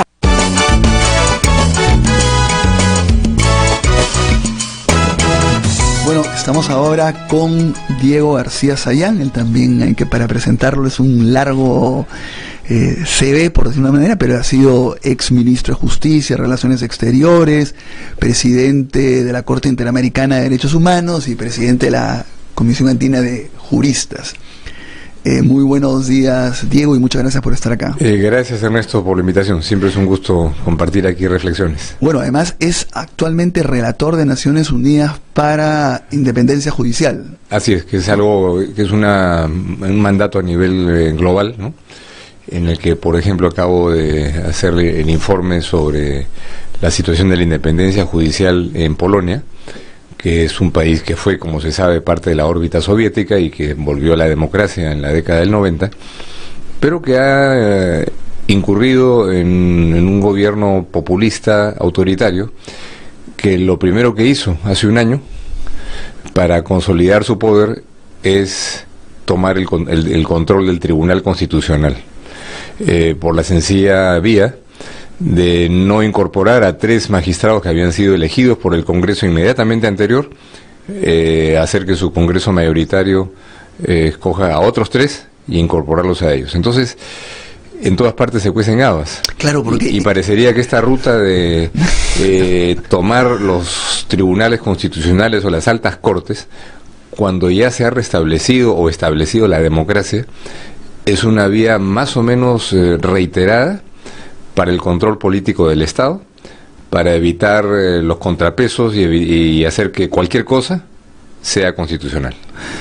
Claro, tú has comenzado con el tema de Polonia, Y realmente es muy parecido a lo que está ocurriendo. Incluso tú podrías haber dicho, en mi país no son 3, sino son 4 los que quieren tomar. Es también Así es. Tomarse el Tribunal Constitucional. Entonces, en el caso del Tribunal, entrar en la discusión, como vi en un artículo en La República el otro día, sobre cómo fue el voto por tal o cual cosa, sobre lesa humanidad, no tiene nada que ver con la esencia del proceso, que es buscar sancionar a 4 magistrados por un voto que emitieron. Y eso viola cualquier principio democrático constitucional. No han cometido ningún delito. Puede estar uno a favor o en contra de ese voto. Entrar en esa discusión es otra discusión. No tiene nada que ver con la causa de una investigación constitucional y destitución. Porque algo parecido no se está haciendo con ningún juez de primera instancia ni nada parecido. Es el Tribunal Constitucional, por una razón evidente de control político. En este caso parecería ser esa la estrategia del Congreso, para facilitar la constitucionalización de cualquier medida, y algunos otros especulan incluso que podría tener que ver con el habeas corpus que se ha presentado por Alberto Fujimori, ¿no? Entonces, y esto está pasando en otras partes del mundo también. Entonces, ¿qué otra parte del mundo hay con lo del Tribunal Constitucional? Bueno, el intento de reelección del presidente de Honduras, que curiosamente están cambiando después de que estaba ganando el opositor. En las últimas horas los votos rurales mágicamente son todos a favor del candidato para la reelección, que es el actual presidente, para lo cual, mientras era presidente del Congreso, inmediatamente antes de pasar a ser presidente, destituyeron a 3 integrantes de la Sala Constitucional de la Corte Suprema, y esa nueva sala hizo constitucional la reelección que estaba expresamente prohibida en la Constitución. Se ha criticado a una medida parecida que está haciendo Evo Morales, pero claro, los críticos de Evo Morales se olvidan que eso lo hizo también claro, el presidente Hernández, y sobre eso hay muchos que no dicen ni pío, ¿no? Claro, o sea, aquí en el tema no debe ser ideológico, es un tema de principios. Lo que hizo Hernández y lo que está haciendo a Evo Morales es una manera de distorsionar la Constitución, y siempre se busca el control de las más altas cortes, de manera que estamos... Venezuela también. Y en Venezuela también. En Venezuela, la Sala Constitucional de la Corte Suprema, y Tribunal Supremo de Justicia, como se llama, ahí no hay Tribunal Constitucional, ha sido el espacio en donde han convergido lo que acá en el Perú llamamos acciones de amparo durante los últimos años. En los 10 años últimos se han presentado más o menos 45.000 acciones de amparo en Venezuela que llegaron a la Sala Constitucional del Tribunal Supremo. Ni una sola de esas 45.000 acciones de amparo ha sido declarada fundada, ¿no? Entonces, este patrón, que es el de controlar las altas cortes, es lo que estamos viviendo hoy día en el Perú. ¿Cuál es la estrategia? Ya lo veremos, ¿no? Pero evidentemente cualquiera que me disfrace esto de un argumento, de un razonamiento jurídico, procesal, de que se dijo tal cosa en el voto, que el magistrado que al final no participó quiso decir lo otro, no tiene ni pies ni cabeza, porque además el proceso sobre este voto discutido no ha concluido. Hay un recurso de reposición pendiente, de manera que no debería haber nada en discusión con ese pretexto del voto cuestionado, ¿no? Ahora, ¿y por qué no hay mecanismos internacionales que puedan actuar antes? Es decir, que le puedan decir, acá hay una violación de la independencia judicial, porque yo creo que va a haber reacciones posteriores, pero ¿no sería mejor antes? Sí, claro, el tema es que estas cosas ocurren muchas veces a través de trámites internos que muchas veces no merecen atención internacional porque los actores internos no lo manifiestan. En este caso sí ha habido preocupación expresada por la Comisión y la Corte Interamericana, el relator especial, en mi caso, me he dirigido al gobierno del Perú junto con otros relatores pidiendo una explicación. Esa explicación no ha llegado, porque el otro detalle que tenemos curiosamente ya hoy en el Perú es que este asunto que atañe a la estabilidad democrática, al equilibrio de poderes, a los contrapesos y a la propia viabilidad del gobierno acorralado de Pedro Pablo Kuczynski, ¿cuál ha sido la actitud gubernamental? El silencio, ponerse de perfil. Este no es mi problema, es problema de los 4 magistrados, pobrecitos, y del fiscal de la Nación. Claro que es el problema. No ha habido por parte del ministro de Justicia ningún pronunciamiento al respecto, y menos del presidente de la República, como si no fuera su tema. Y mira, en la hipótesis de algo que no deseo y espero que no ocurra, de una eventual declaración de vacancia presidencial, estaríamos ante un conflicto de poderes, porque el Ejecutivo diría no, esa declaración de vacancia no procede. ¿Quién resuelve un conflicto de poderes de acuerdo a la Constitución nuestra? Lo resuelve el Tribunal Constitucional, de manera que se están fijando un poco todas las condiciones para poder hacer cualquier cosa. No digo que esto se hace para pero podría estar ligado también el tema de la vacancia con el control del Tribunal Constitucional. Por supuesto, es otro de los escenarios. No digo que esté planeado así, eso no tengo la información ni quisiera especular, pero lo que me parece inconcebible es que cuando se produce un atentado, porque hay un atentado cuando se sienta en el banquillo de los acusados a magistrados por sus votos, a la estabilidad judicial, a la independencia judicial y a la separación de poderes, el gobierno democrático guarde silencio y se ponga de perfil como si no fuera su problema. Sí, es su problema y está en la obligación de defenderlo. ¿Pero cuál podría haber, tú crees que el presidente de la República podría haber declarado y decir acá hay una... Por supuesto que sí, yo creo que la sociedad tiene que ser convocada para esto, no solamente la sociedad civil en general, que ya se ha manifestado a través de comunicaciones diversas, la sociedad política, las instituciones, los gremios profesionales, el poder judicial, es decir, esto es un tema de altísimo riesgo para la democracia en el Perú, y no corresponde que un gobierno, aunque tenga minoría en el Congreso, y precisamente por eso tiene que ponerse del lado de ¿quién? Del lado de la sociedad y de la población, que es la que eligió a Pedro Pablo Kuczynski frente a Keiko Fujimori. Aquí no es un tema personal, Pedro Pablo contra Keiko, es un tema de principios, hacer sentir la voz de la democracia peruana. No sé si será suficiente para frenar este atentado que está en camino, pero es lo mínimo que se podría esperar, ¿no? Ahora, digo, una cuestión, está también el tema del fiscal de la Nación, muy vinculado a lo que estamos conversando. Yo digo, al margen de que uno haga sumas y restas sobre los votos que necesita, porque eso se sabe finalmente el día de la votación, no sería la primera vez que tú haces un conteo y después sale otro, pero ¿tú crees que si el fujimorismo tuviera los votos, se atrevería a tumbarse el fiscal de la Nación? Bueno, aparentemente están en eso, ¿no? Porque ha habido tal cantidad de declaraciones sin matices, porque ninguna de los voceros políticos fujimoristas ha establecido, bueno, veremos, estamos considerando, sino simplemente es un ataque tras otro, presentando al fiscal de la Nación como si el fiscal de la Nación fuera el comandante general de un batallón, ¿no? Que le ordena a los subalternos cómo tienen que actuar, por qué flanco tienen que atacar al enemigo.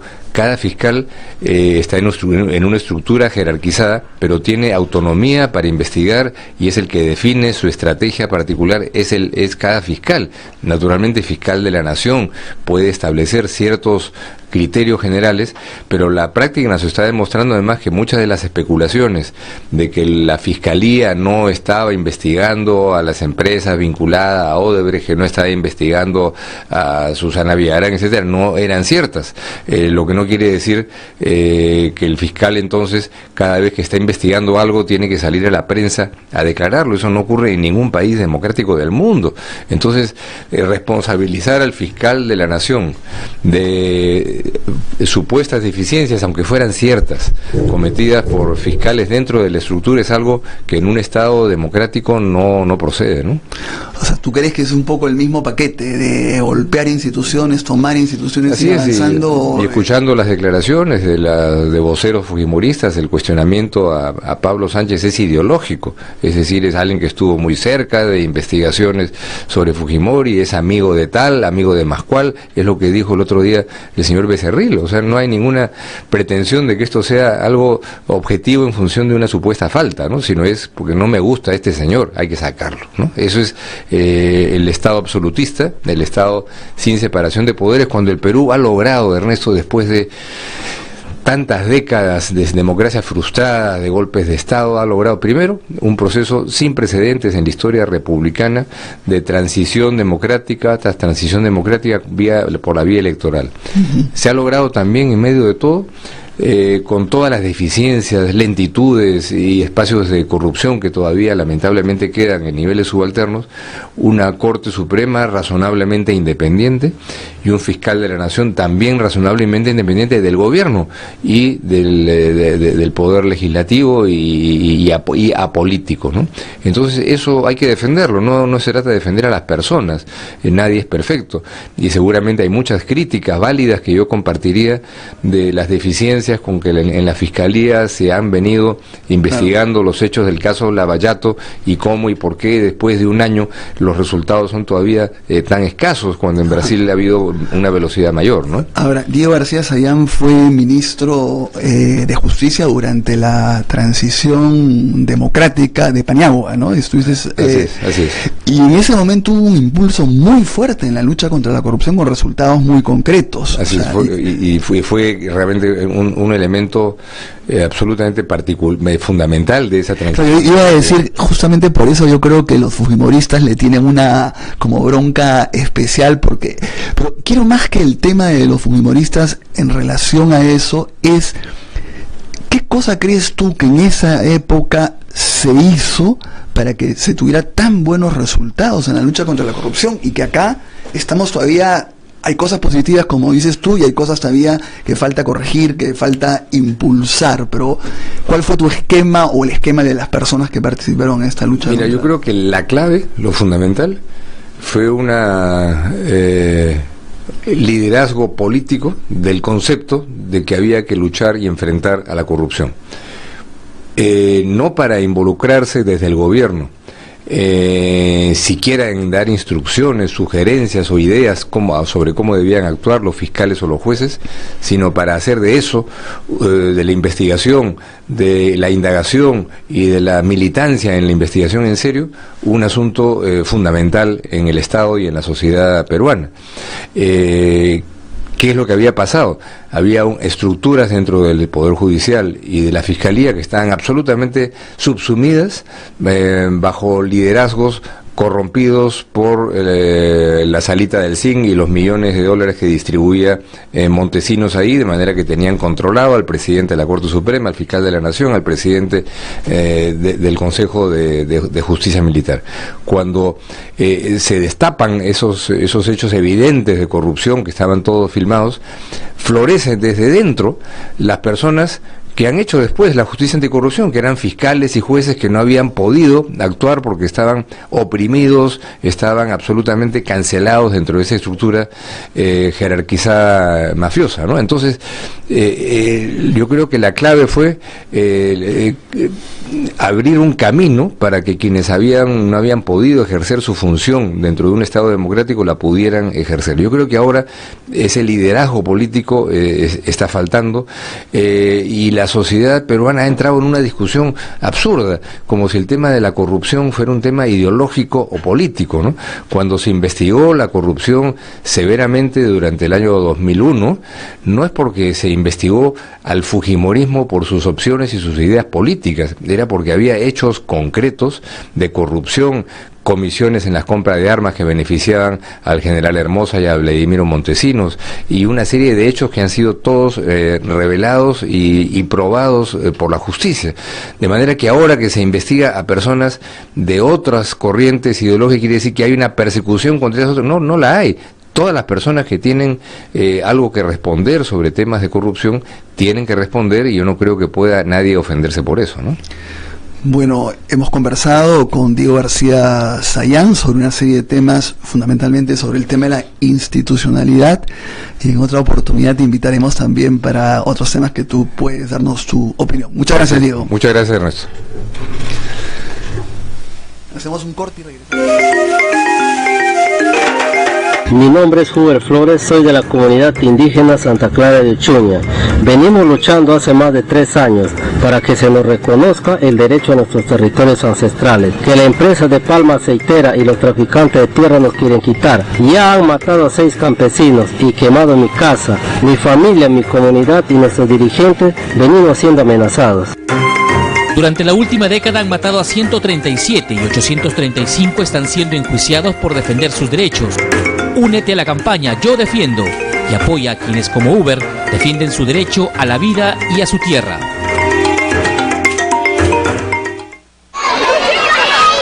Hijito, ¿qué tal te fue hoy en tu colegio? Mamá, tengo una anotación en la agenda, pero no te molesta, ¿no? Claro que no. Primero debemos conversar y me cuentas qué pasó, ¿ya? Hola, Marta. ¿Sabes que hoy los niños se quedaron sin recreo? No, yo no sabía. No sé bien, pero también castigaré a mi hijo. ¿Pero sin hablarle?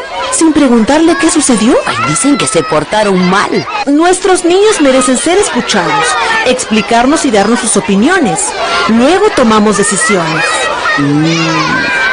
Tienes razón. Le preguntaré a mi niño.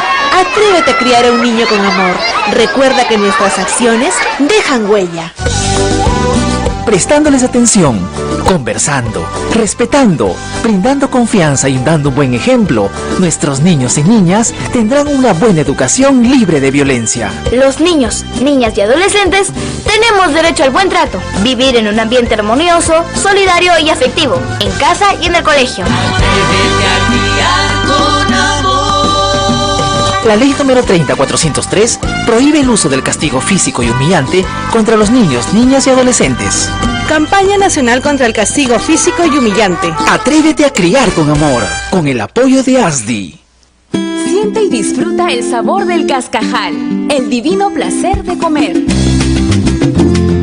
El Cascajal Restaurant Show. Ubícanos en Avenida Francisco Lazo, 2495 Lince. Reservas al 222-2251. El Cascajal, comida peruana para todo el mundo. RBC 104.7, la otra forma de vivir.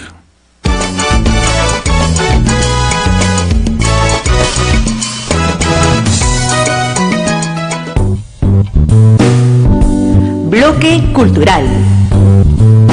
En No hay derecho.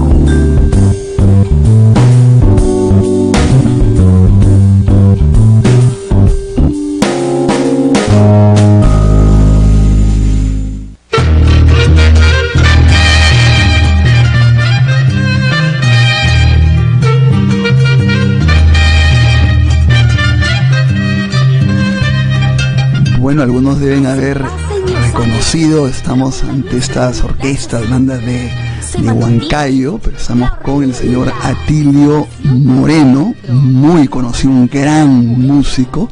Él es director de la orquesta típica Selección del Centro, ¿no? Muy buenos días, señor Atilio, muchas gracias por estar acá. Muy buenos días al programa de RBC que lo conduce el señor Ernesto de la Jara, sí. Ernesto de la Jara. Del IDL.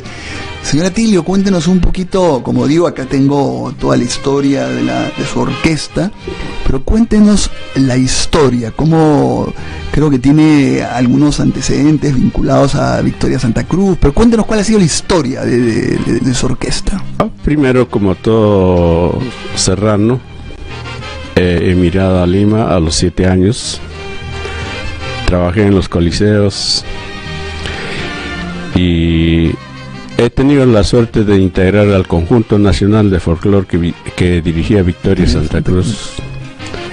Ha sido mi mejor experiencia porque nos contrataron para representar al Perú y también nos capacitaron con profesores del conservatorio para poder llevar la música hacia afuera.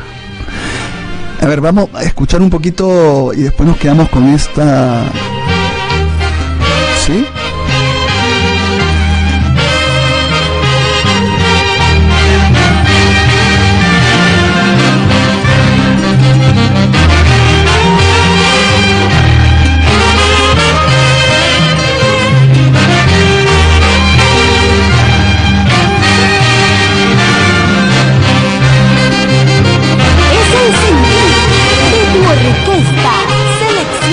Antes de continuar con la parte que él había iniciado, estaba comentando de que este tema era de Zenobio Daga, otro gran músico, pero a ver, ¿qué hemos escuchado?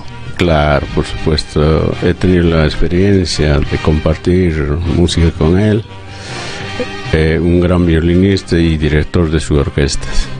Sí, extraordinario, ¿no? Incluso él, yo lo conocí también porque mi esposa era amiga de él, él se sentía muy orgulloso porque decía que tenía varios monumentos en Huancayo, estando todavía vivo, decía él. Así es, tanto es así que la municipalidad le mandó a hacer un monumento en la Plaza Mayor de Huamamarca. Claro. A ver, pero usted me estaba contando de su experiencia con Victoria Santa Cruz. Decía que había venido de Huancayo a Lima y en un momento se contacta con este grupo y es capacitado, formado para poder representar al Perú. ¿Desarrollan un poco esa parte de su vida?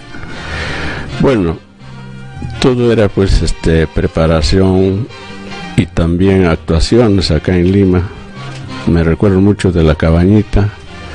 También íbamos a los centros militares como la FAP, la policía, la marina, y a todos sitios, ¿no? A llevar el folclore para que los niños o la gente que no conoce de nuestros lugares aprecien las danzas tal como se baila en la sierra.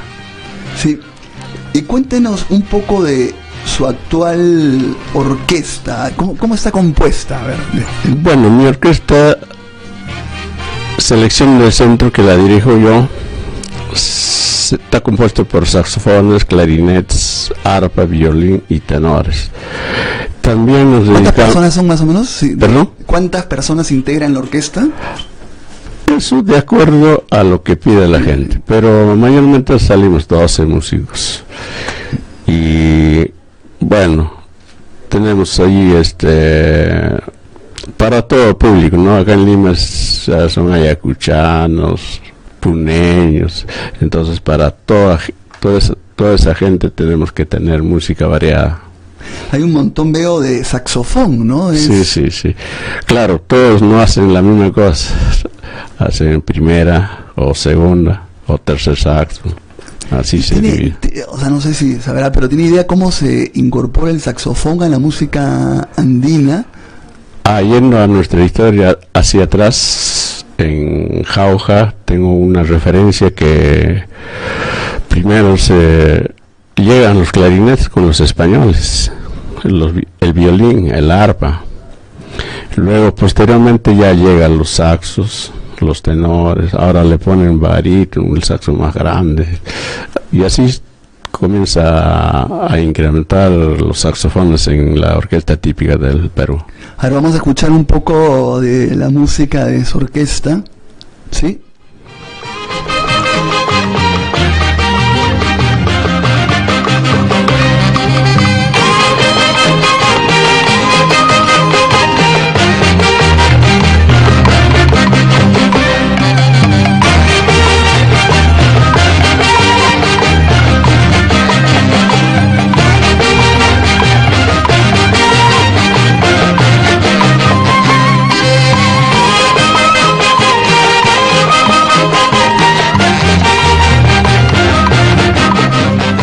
Bueno, usted ha recorrido con su orquesta todo el país y también ha sido invitado hacia diferentes países. Es muy cotizada este tipo de orquesta a nivel nacional e internacional, ¿no? Claro que hemos llevado la música de Huancayo hacia el exterior, a París, a Estados Unidos, Bélgica, Mónaco, Montreal, bueno, diferentes países que ya no recuerdo, y en todo sitio ha tenido buena aceptación porque nosotros llevábamos las danzas variadas de todo el centro del Perú, no solo del centro del Perú, sino también Cusco, Puno, así que uno tenía que multiplicarse, no solamente tocar lo que es de nuestro pueblo, ¿no? Hay ratos nosotros nos vestíamos de cusqueños o de puneños para interpretar con la misma orquesta las músicas que se debe bailar ahí. Ajá. Ahora, usted viene de Huancayo, emigró ¿exactamente de qué parte? Yo soy de Morocoche, de un asiento minero de Junín. ¿Y mantiene vínculo? ¿Va y viene a su zona? ¿Tiene familia ahí? Ya no, porque ya desapareció Morocoche porque han hecho un tajo abierto. Claro. Sí, pero digamos va a... Sí, voy así de vacaciones a Huancayo, Jauja. ¿Y por qué la parte esta tan bonita de los coliseos, ¿no? Donde había una expresión, se fue perdiendo, ¿no? Donde antes era el centro donde todo el mundo se reunía, las orquestas, los cantantes. Bueno, después aparecieron los campos deportivos donde se hacía música mientras jugaban el fútbol, ¿no? Y así se fue perdiendo todas esas cosas. Ahora ya no existen ni los campos ni los coliseos. ¿Y a dónde se suelen presentar ustedes? Bueno, nosotros nos presentamos en el Club Huancayo, Club Jauja, Club Tarma, en diferentes sitios, y también hacemos servicio para las personas, paisanos que están acá, particularmente, ¿no? Hacia publicidad, no hacia donde hacen los artistas, sino muy en sus casas de ellos. Claro, además hay muchas fiestas que tienen la costumbre también de poner la orquesta, la banda, ¿no? Por ejemplo, el cortapelo, ¿no? Es parte de la costumbre, claro, siempre invitar a una banda, a una orquesta, ¿no? Así es, en Club Huancayo así hacen sus cortamontes. O fiestas religiosas también. Fiestas religiosas, por ejemplo, ahora último hemos ido a la fiesta de la Virgencita de Cocharcas, que hacían en el Club Huancayo, así como una orquesta típica y una banda. ¿Quiere decirnos usted si alguien quiere llamarlos, contactarse con ustedes, dónde puede ser? Bueno, nuestros teléfonos son el 432-7840, el 432-7840 o al celular 996-2450-65. También estamos en YouTube como Selección del Centro de Atilio Moreno. Sí. A ver, ¿podemos escuchar un poquito más de música?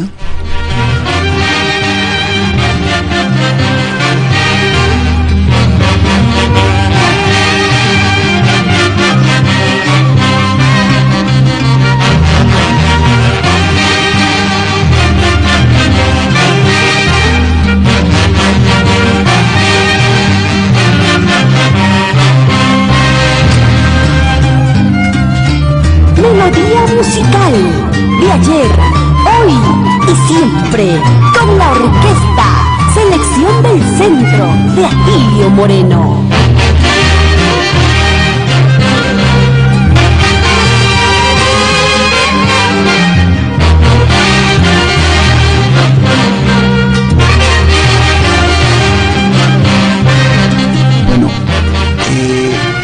¿Y se sigue componiendo temas nuevos? O sea, por ejemplo, ¿usted es compositor de...? Por supuesto, porque toda esa vivencia de atrás o alguna historia de algún amigo que me cuenta, yo lo plasmo en música y letra, y están grabando tales como Amanda Portales o Sonia Morales, cualquier artista. Entonces yo gustosamente les brindo mis músicas y vamos a ver qué pasa. Claro. ¿Y qué opina usted de la modernización que ha habido un poco de la música andina? Es decir, lo que se llama la fusión, que le ponen nuevos instrumentos, hacen un ritmo más movido.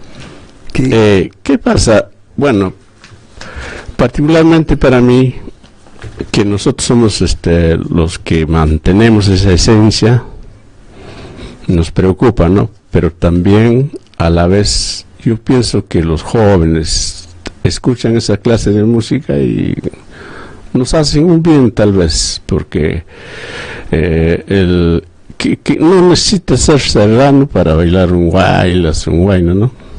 Y los jóvenes, yo veo cuando tocamos nosotros, comienzan a bailar, hasta cantar. ¿Por qué? Porque lo han difundido los jóvenes, con esos ritmos que usted dice que son extraños, ¿no? Pero son dos cosas que cada uno tiene su espacio, digamos. Cada uno tiene su espacio. ¿A García Zárate coincidió en eventos? Él ha sido un mantenedor muy preciso en su arte, que siempre ha mantenido su esencia, Él toda la vida tocaba igual. Y principalmente yo he sido un gran admirador de ese señor, porque tocaba la guitarra maravillosa. Ya. Bueno, le agradecemos muchísimo su presencia, realmente muy valiosa su obra, se lo agradecemos, el país le debe muchísimo, y nos vamos a despedir escuchando música, y conmigo será el próximo jueves, ya mañana transmite Glatzer. Que tenga un buen día, pero nos vamos escuchando la música de la Orquesta del Centro, ¿no? Que Dios lo bendiga a usted, Ernesto, por esta invitación a esta radio. A usted muchísimas gracias.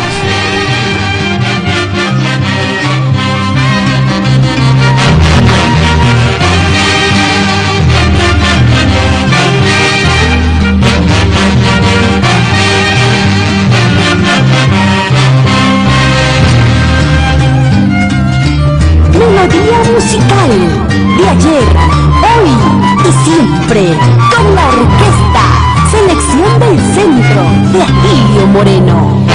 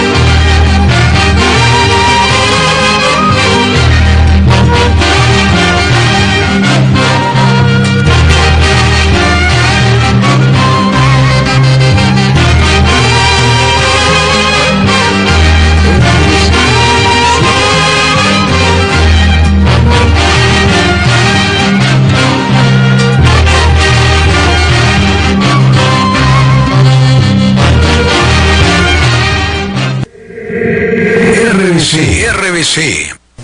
Estos son nuestros principios. Nos entregamos incondicionalmente al niño, respetamos a la mujer y reconocemos al anciano. Defendemos a las instituciones tutelares de la República.